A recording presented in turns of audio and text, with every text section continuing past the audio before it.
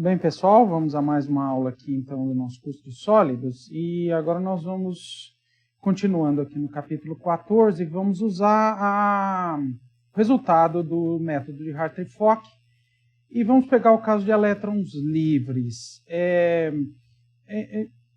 Assim, a gente sabe que a teoria de elétrons livres ela é uma aproximação para alguns metais, mas ela é interessante porque permite a gente ver algumas características importantes da aplicação do método de Hartree-Fock. Então, para elétrons livres, a solução que a gente vai considerar é uma solução que atende à função de Bloch, né? São as ondas planas, já com a parte de normalização, vezes a parte do spin, que seria os spinores aqui, seria o QMS, né? Não vamos escrever explicitamente.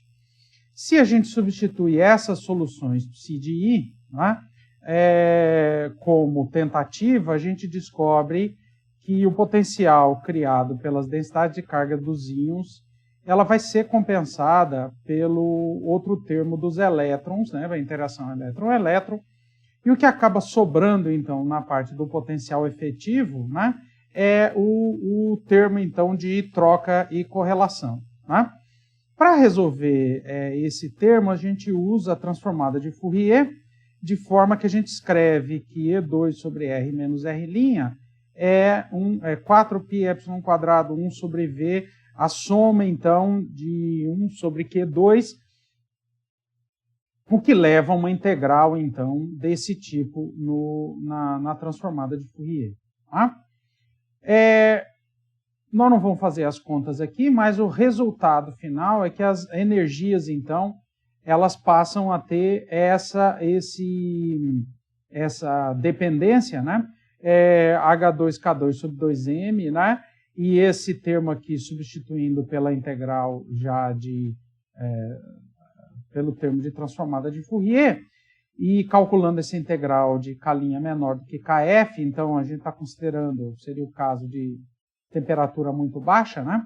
A gente vai ter, então, para as energias, a energia que a gente tinha para a partícula livre, mais um termo adicional aqui, que fica em termos de uma função f de K sobre Kf, a função f é dada, então, nessa expressão.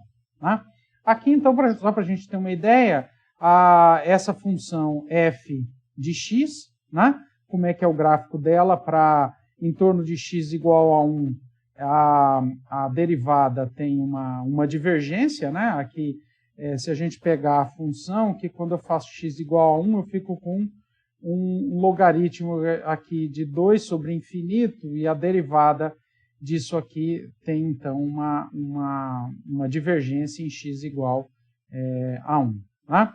Para valores grandes de x, o que é que significa valores grandes de x? Se a gente pega aqui o x é K sobre Kf, valores grandes de x significa K muito maior do que Kf, então K se afastando do K de Fermi, então seria essa dependência aqui, uma dependência do tipo 1 sobre 1/3, 1 sobre 3x².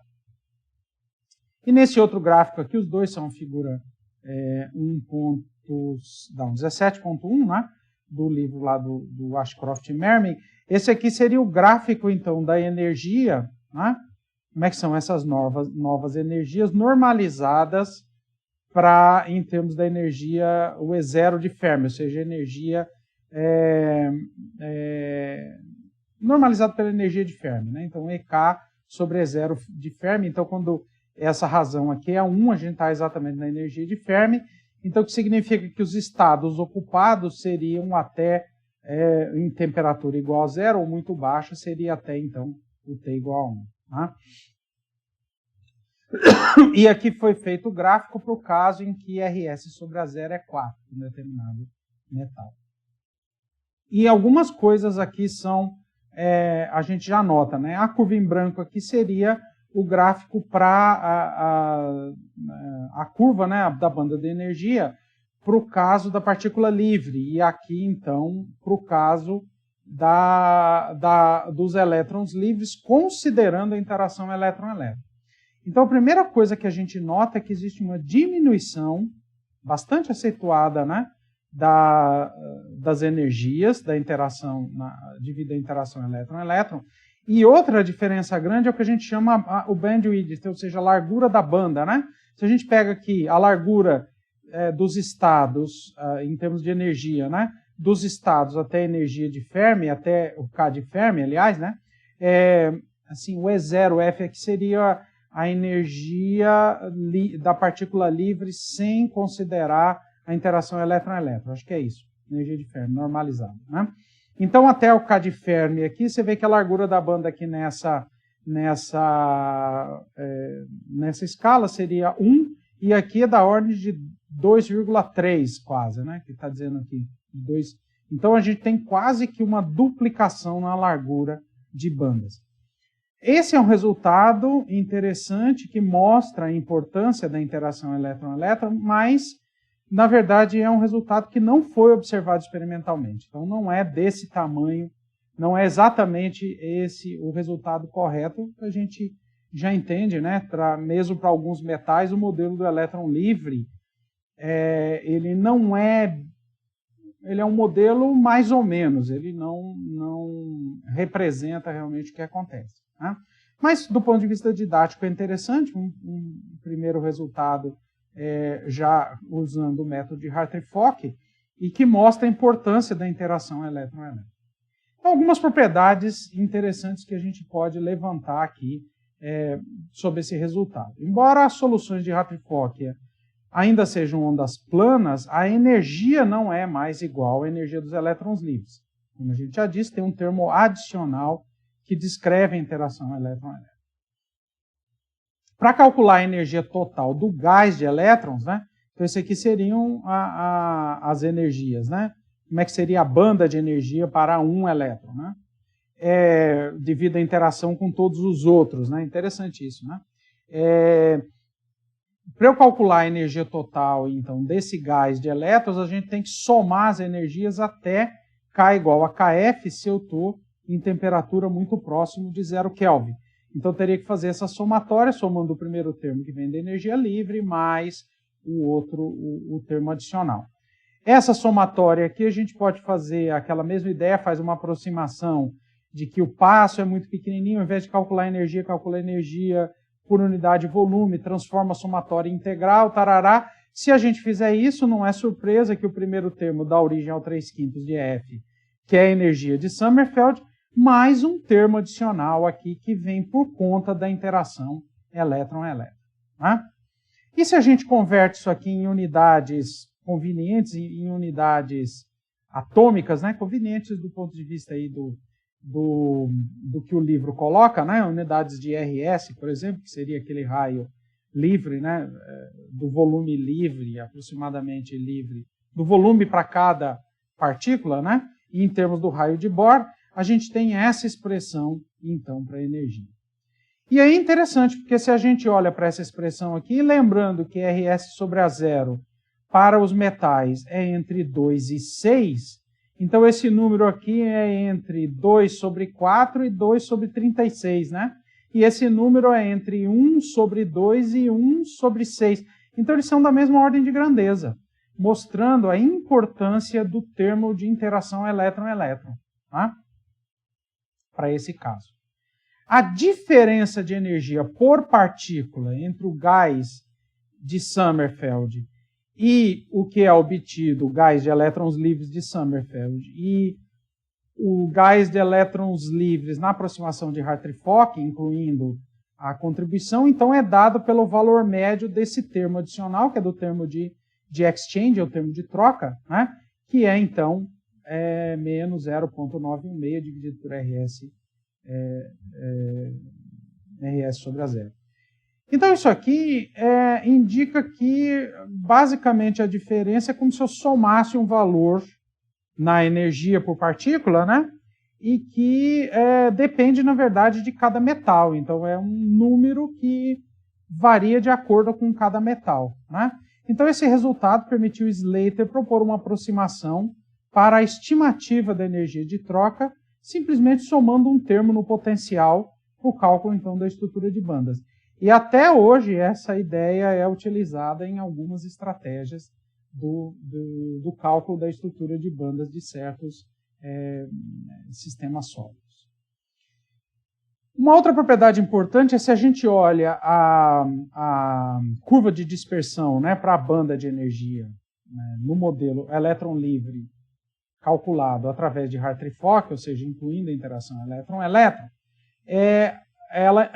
e eu calcular a velocidade, né, que seria o gradiente em K, dos elétrons próximo do nível de Fermi, a gente vai observar uma propriedade interessante, porque aqui, se eu calcular o gradiente disso em relação a K, né, então eu vou ter o gradiente aqui, vai aparecer o Ln de 1 mais x sobre 1 menos x, e isso aqui, perto do nível de Fermi, que x vai para 1, né, porque o K tende a Kf, eu vou ver que a velocidade iria para o infinito. Né?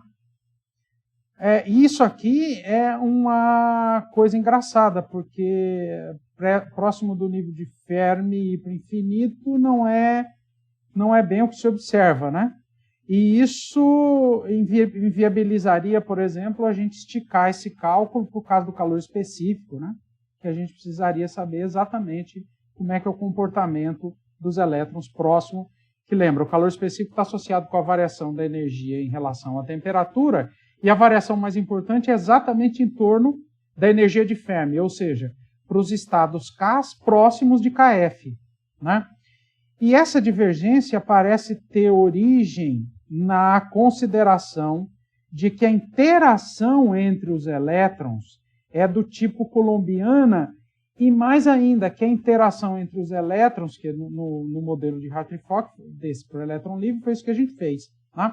A gente incluiu a interação do tipo interação coulombiana, né? E o modelo original de Hartree-Fock também propunha isso, né? Um sistema multieletrônico. Mas isso parece ser uma aproximação meio grosseira, porque, na verdade, a gente muda a aproximação de não considerar a interação entre os elétrons para uma aproximação em que a interação entre os elétrons é par a par.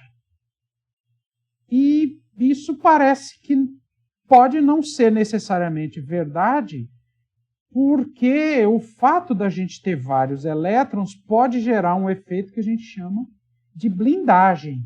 Né? Então, isso significa que estaríamos, nesse modelo, superestimando o termo que aparece lá no termo de troca. Né? Então, aquele termo adicional, que é o termo de interação e troca, que é exatamente responsável por esse termo, e que seria responsável pela divergência, né, para velocidade para infinito, porque esse aqui a gente já viu, lá no modelo de Sommerfeld a gente consegue resolver bem. Não é exatamente o que se, por calor específico eletrônico até que é razoável, mas esse termo aqui, ele parece estar super estimado, exatamente porque não está se levando em conta que quando